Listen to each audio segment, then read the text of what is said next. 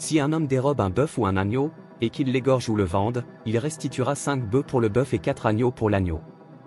Si le voleur est surpris dérobant avec effraction, et qu'il soit frappé et meurt, on ne sera point coupable de meurtre envers lui. Mais si le soleil est levé, on sera coupable de meurtre envers lui.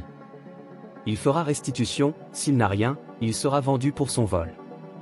Si ce qu'il a dérobé, bœuf, âne, ou agneau, se trouve encore vivant entre ses mains, il fera une restitution au double. Si un homme fait du dégât dans un champ ou dans une vigne, et qu'il laisse son bétail paître dans le champ d'autrui, il donnera en dédommagement le meilleur produit de son champ et de sa vigne. Si un feu éclate et rencontre des épines, et que du blé en gerbe ou sur pied, ou bien le champ, soit consumé, celui qui a causé l'incendie sera tenu à un dédommagement. Si un homme donne à un autre de l'argent ou des objets à garder, et qu'on les vole dans la maison de ce dernier, le voleur fera une restitution au double, dans le cas où il serait trouvé. Si le voleur ne se trouve pas, le maître de la maison se présentera devant Dieu, pour déclarer qu'il n'a pas mis la main sur le bien de son prochain. Dans toute affaire frauduleuse concernant un bœuf, un âne, un agneau, un vêtement, ou un objet perdu, au sujet duquel on dira, c'est cela. La cause des deux parties ira jusqu'à Dieu, celui que Dieu condamnera fera à son prochain une restitution au double. Si un homme donne à un autre un âne, un bœuf, un agneau, ou un animal quelconque à garder, et que l'animal meure, se casse un membre, ou soit enlevé, sans que personne l'ait vu. Le serment au nom de l'Éternel interviendra entre les deux parties, et celui qui a gardé l'animal déclarera qu'il n'a pas mis la main sur le bien de son prochain, le maître de l'animal acceptera ce serment, et l'autre ne sera point tenu à une restitution.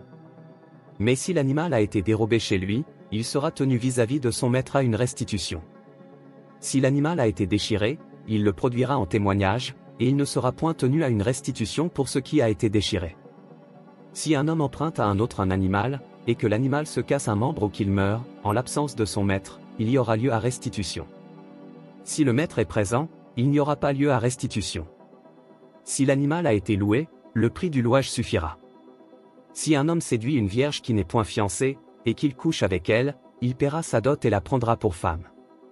Si le père refuse de la lui accorder, il paiera en argent la valeur de la dot des vierges. Tu ne laisseras point vivre la magicienne. Quiconque couche avec une bête sera puni de mort.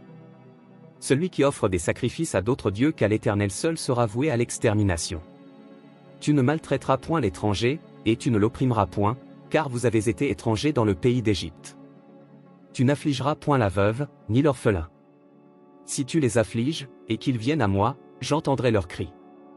Ma colère s'enflammera, et je vous détruirai par l'épée, vos femmes deviendront veuves, et vos enfants orphelins. Si tu prêtes de l'argent à mon peuple, au pauvre qui est avec toi, tu ne seras point à son égard comme un créancier, tu n'exigeras de lui point d'intérêt. Si tu prends en gage le vêtement de ton prochain, tu le lui rendras avant le coucher du soleil. Car c'est sa seule couverture, c'est le vêtement dont il s'enveloppe le corps, dans quoi coucherait-il? S'il crie à moi, je l'entendrai, car je suis miséricordieux. Tu ne maudiras point Dieu, et tu ne maudiras point le prince de ton peuple. Tu ne différeras point de m'offrir les prémices de ta moisson et de ta vendange. Tu me donneras le premier-né de tes fils. Tu me donneras aussi le premier-né de ta vache et de ta brebis, il restera 7 jours avec sa mère, le 8e jour, tu me le donneras. Vous serez pour moi des hommes saints. Vous ne mangerez point de chair déchirée dans les champs, vous la jetterez aux chiens.